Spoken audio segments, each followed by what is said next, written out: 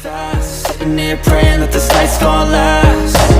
You got it all on tap, I'm loving your vibe, always have your back.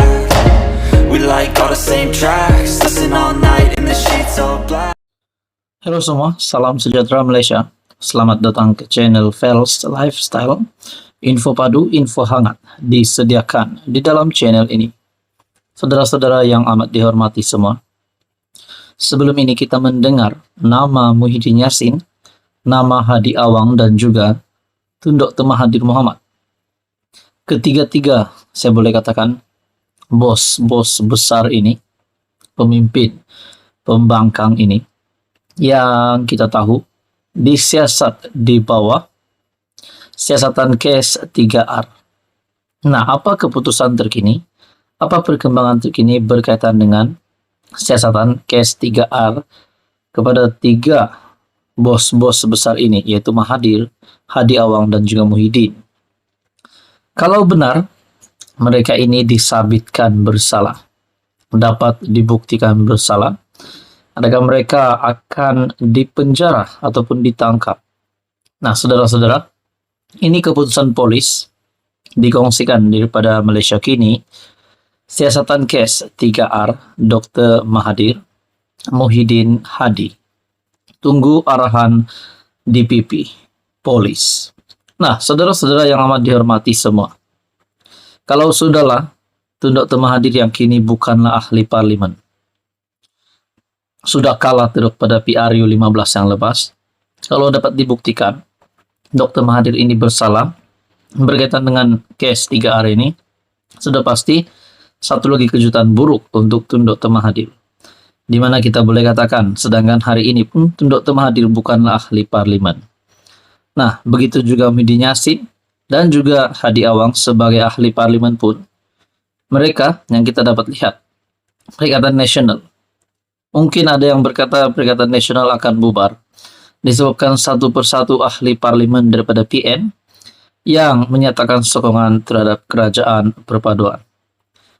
Dalam artikel ini, polis belum menerima sebarang maklum balas daripada Jabatan Peguam Negara berhubung status kertas siasatan IP isu 3R, yaitu kaum, royalti, dan agama terhadap bekas Perdana Menteri Dr. Mahathir Mohamad dan Muhyiddin Yassin serta Presiden PAS Abdul Hadi Awang.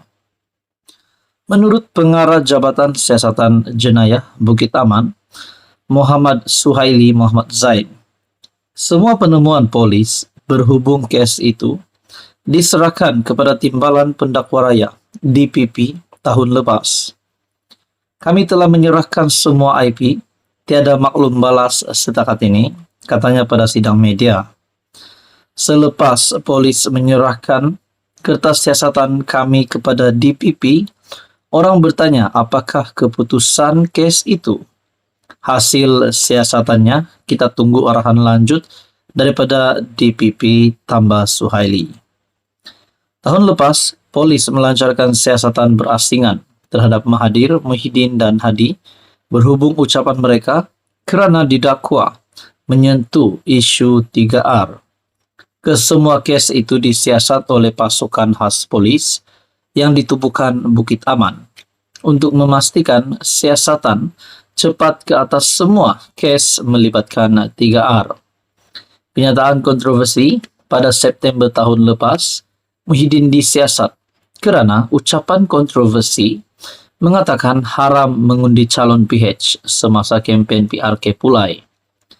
Menurut Sinar Harian, ucapan berkenaan disampaikan di Simpang Jeram pada 3 September ketika Muhyiddin didakwa mengatakan orang Melayu telah kehilangan kuasa politik dan kawalan kerajaan persekutuan.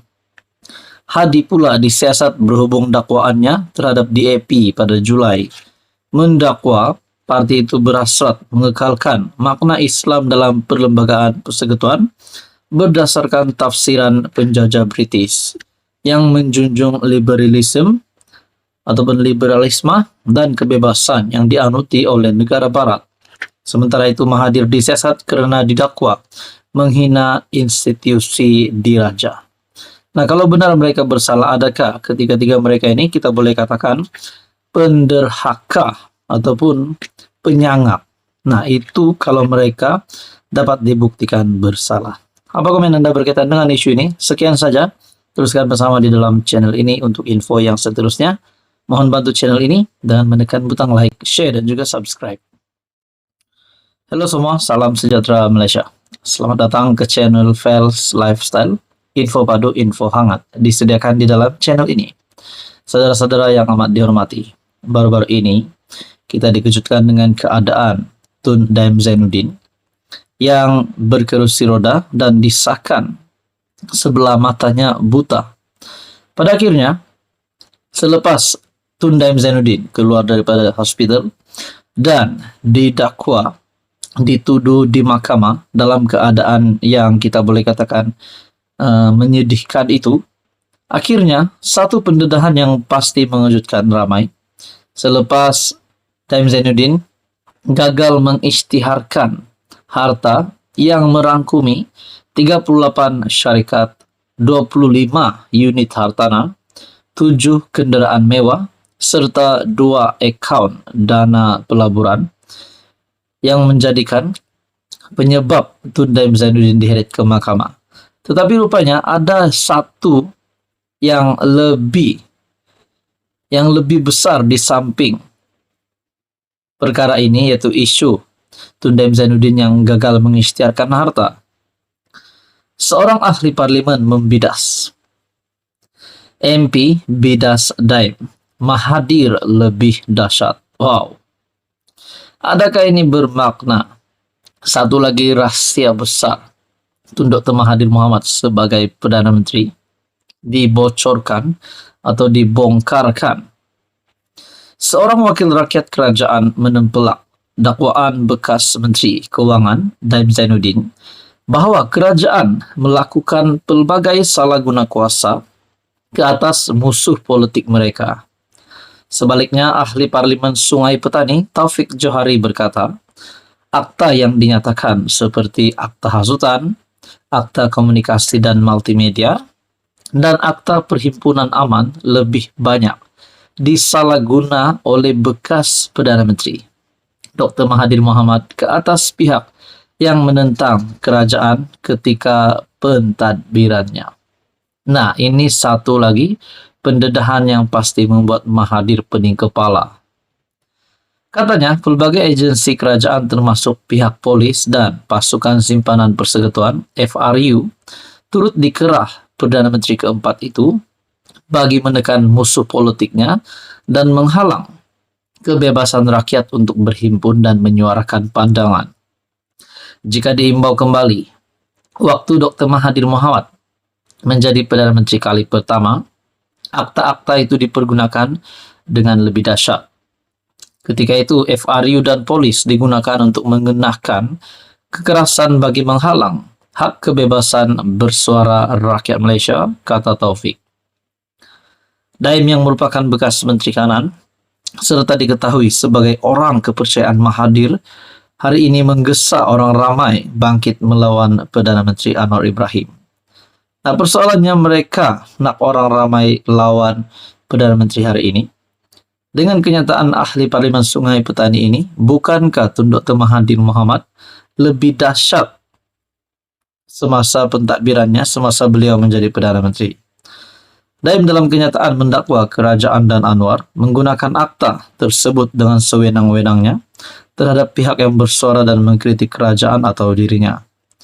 Dia turut membangkitkan persoalan bagaimana Presiden UMNO yang mempunyai kes 47 pertuduhan boleh dilantik sebagai timbalan Perdana Menteri.